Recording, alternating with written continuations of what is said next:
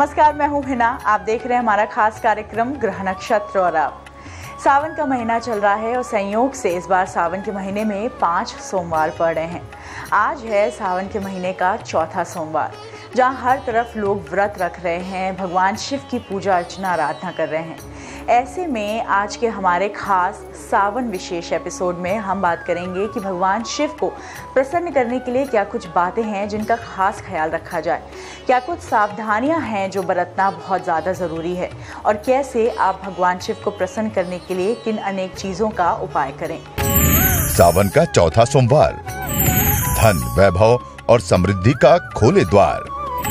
सावन में शिवजी की साधना पूर्ण कराएगी हर मनोकामना।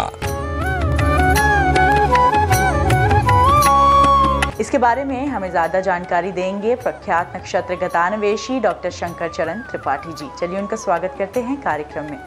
त्रिपाठी जी, आपका बहुत बहुत स्वागत है हमारे कार्यक्रम में। प्रणाम। त्रिपाठी जी, यूँ तो सावन का महीना जब से शुरू हुआ है, हमारे सावन विशेष एपिसोड में हम हमारे दर्शकों को बता रहे हैं कि कैसे भगवान शिव को प्रसन्न किया जाए। आज है सावन का चौथा सोमवार। ऐसे में हमारे दर्शकों को बताइए कि क्या कुछ खास बातें हैं जिनका वो ध्यान रखें, जिससे कि भगवान शिव को वो प्रसन्न कर सके और उनकी सभी मनोकामनाएं पूर्ण हो जाए। नमः शिवाभ्याम। कलयुग के समस्त दैहिक और दैविक, आदि दैविक, आदि भौतिक जितने भी दुख और संताप हैं, पंचाक्षरी पंजर रंचिताभ्याम, देह जनित विकारों को समूल नष्ट कर देने की क्षमता, हैसियत, अधिकार क्षेत्र तथा ज्ञान जनित जिससे लक्ष्मी का सृजन होता है, लक्ष्मी को प्राप्त करने की मूल पृष्ठभूमि का बनाने वाला ये शिव कारकत्व ने कलयुग के समनात्मक असमनात्मक दोनों दोषों को नष्ट करने का प्रमाण शिव पूजन से प्राप्त होता है। लेकिन भक्ति तैल धारा तादृशा अनवरत चेतना से युक्त ही नहीं, अपितु श्रद्धा विश्वास रूपिणो भवानी शंकरो वंदे। शिवार्चन, शिव पूजन, इन भावों से श्रद्धा और विश्वास के करने पर शिव की अभिव्यक्ति बिल्कुल वही मिलती है कि तदारूपमह्यम शिवोहम शिवोहम। आज है 31 जुलाई, दिन सोमवार और नक्षत्र है स्वाति। स्वाति नक्षत्र का क्या प्रभाव पड़ेगा 12 राशियों के जातकों पे, आइए जानते हैं त्रिपाठी जी से। त्रिपाठी जी, सबसे पहले बात करेंगे मेष से लेकर कन्या राशि के बारे में। क्या प्रभाव पड़ेगा उनके ऊपर, हमारे दर्शकों को बताइए। अजियत चोच नहीं संचरई, अन्नपुर पर सतसुर सरिनीर। जो गंगा जल को भी तिरस्कृत कर दे, जो गंगा जल को भी कहे कि मुझसे श्रेष्ठ नहीं है, वो उस नक्षत्र का नाम है स्वाति। और चंद्रमा विश्व के लग्न पर, विश्व की राशि तुला पर। स्वाति नक्षत्र 12 राशियों को क्या देगा? मेष, दृढ़ इच्छा शक्ति, आत्मविश्वास, दोनों किसी भी क्षेत्र में बढ़ चढ़कर भाग लेने के लिए पर्याप्त आधारभूत रहेगा। आज वृष, कार्य क्षेत्र में अफरा तफरी, दौड़ धूप, व्यस्तता के बावजूद सायंकाल तक कुंठा का भाव नहीं आने देगा ये चंद्रमा। मिथुन, अराजकता की स्थिति पैदा करेगा आज ये मन, लेकिन गलती से अगर पीपल के वृक्ष की छां आपके सिर के ऊपर पड़ गई, परछाई पड़ गई, तो लाभा लाभो जया जयऊ। कर्क, प्राप्त और अप्राप्त दोनों स्थितियों में आज सामान्य दशा आपकी रहेगी। पुराने कागज आप ढूंढते हुए फिरेंगे आज। सिंह, मानहानि जैसी चीजों का अनुभव आज आपको लगेगा, लेकिन 2 बजे के बाद दिन फिर आपको प्रशस्त हो जाता है लक्ष्य प्राप्ति का मार्ग प्रसन्नता पूर्वक। विस्तार करो चाहे श्रृंगार करो, चाहे व्यापार में आपको कोई धन दे जाए या एडवांस दे जाए या कोई सबूत, ठोस सबूत के साथ आपके कार्यों को बनाने के लिए कोई प्रमाण दे जाए, ऐसा ही चंद्रमा करता हुआ देखा जाता है। अब बात करते हैं तुला से मीन राशियों की। कैसा रहेगा उनके लिए आज का दिन और क्या उपाय उन्हें शुभ फल दिला सकते हैं? कुछ नहीं, उत्प्लावन प्रसन्नता की स्थितियां तो रहेंगी, लेकिन जल प्लावन में स्वयं फंस न जाए, इसलिए माता का स्मरण अवश्य आज करना है आपको। वृश्चिक, पहाड़ में भी चढ़ने की इच्छा अगर आज हो तो माउंट एवरेस्ट में भी चोटी फहरा सकते हैं आप। इतना आत्मविश्वास बढ़ा रहेगा आज। ओजस्वी और तेजस्वी भाषणों से तथा उदीयमान सूर्य के प्रभाव से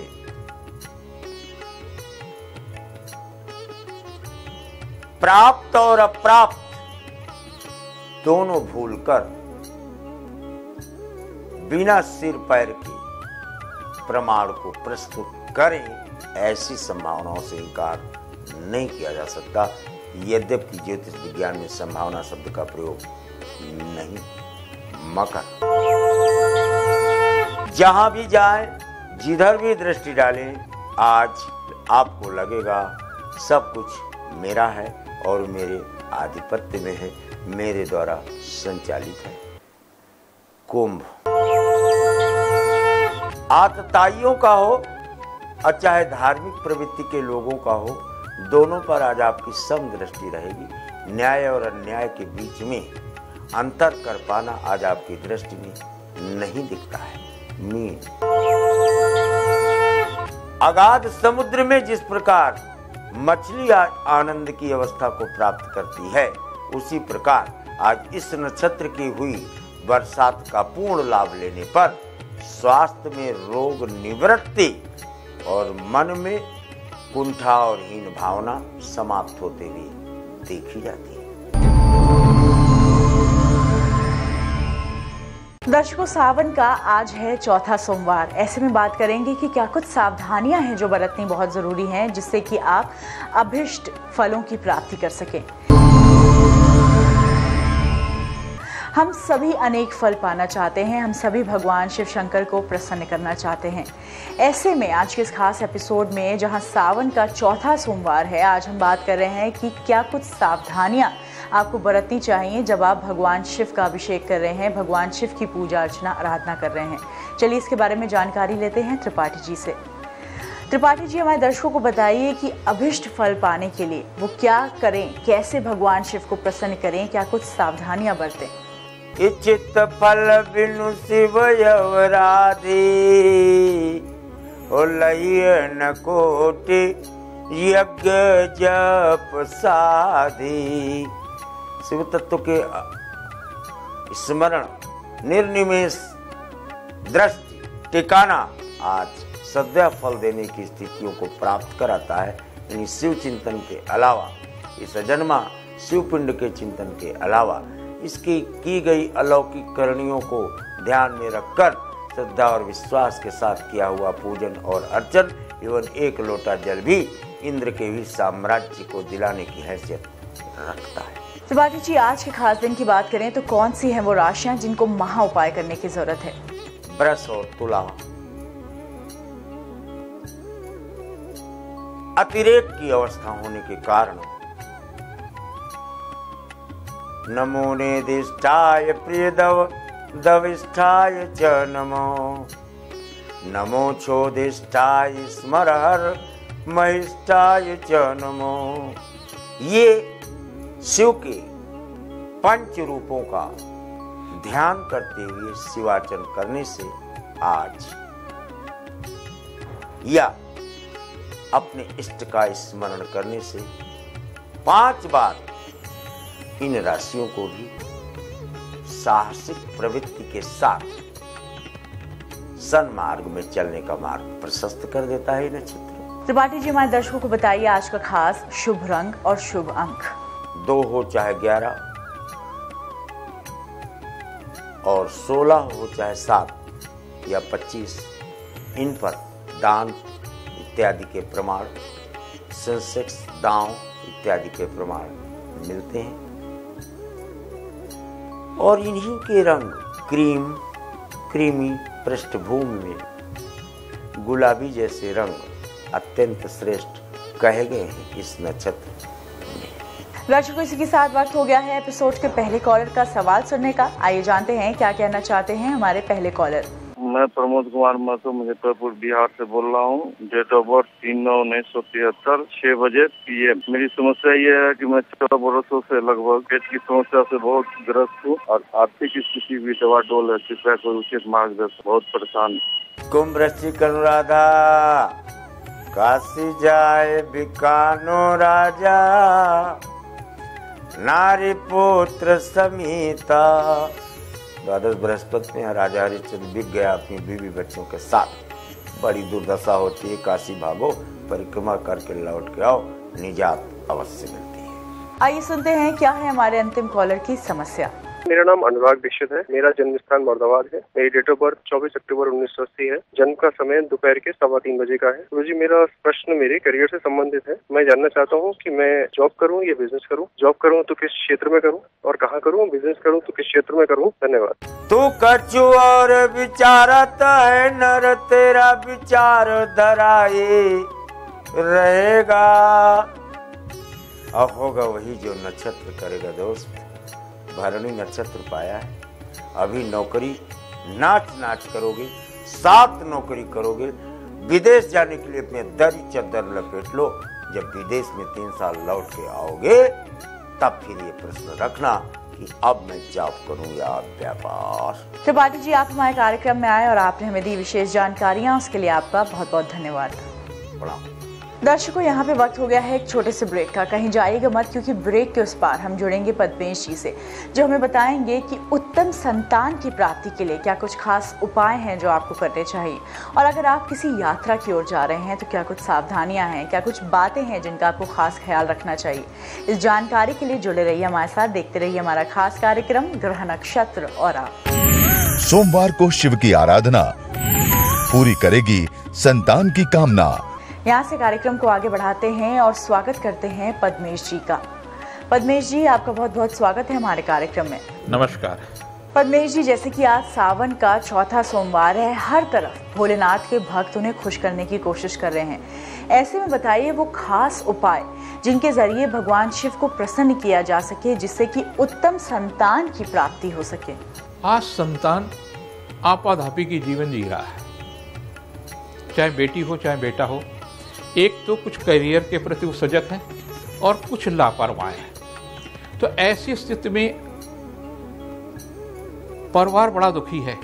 आज 1 या 2 संतान है और 1-2 संतानों में भी अगर बेटा या बेटी दिशा भ्रमित है, लक्ष्य के प्रति ईमानदार नहीं है, तो माता पिता उससे ज़्यादा चिंतित है और माता पिता को भी उसके लिए कुछ न कुछ करना पड़ रहा है।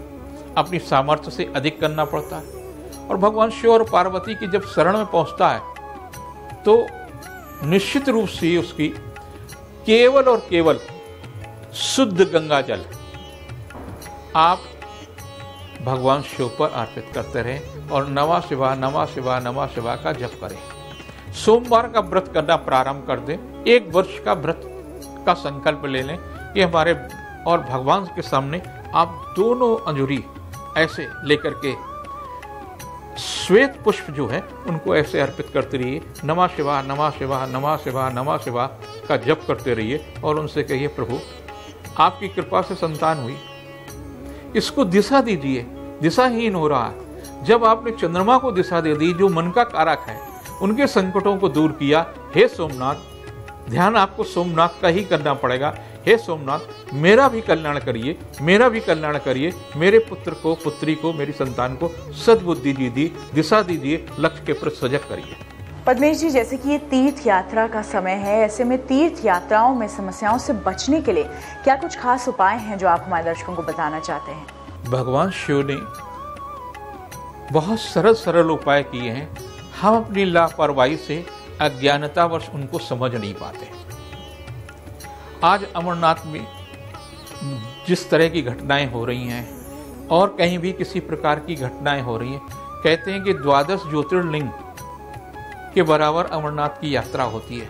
आप कई लोग 12 ज्योतिर्लिंगों की यात्रा ही नहीं कर पाते हैं। आप भीमाशंकर नहीं जा पाते हैं, आप विश्वनाथ नहीं जा पाते हैं, कहीं नहीं जा पाते हैं। तो आप जब यात्रा करें तो एक बात का विशेष रूप से ध्यान करें। दिशाशूल का तो ध्यान करेंगे, दिशाशूल जिस दिन होता है उस दिन का ध्यान करेंगे। साथ ही साथ जब आप घर से निकल रहे हों यात्रा के लिए, तो आप भगवान शिव के पास जरूर जाएं और उनको दही और चावल अर्पित करें। और आपके 2 स्वर चलते हैं, एक दाहिना एक बायां। अगर स्त्री है तो बायां स्वर और पुरुष है तो दाहिना स्वर।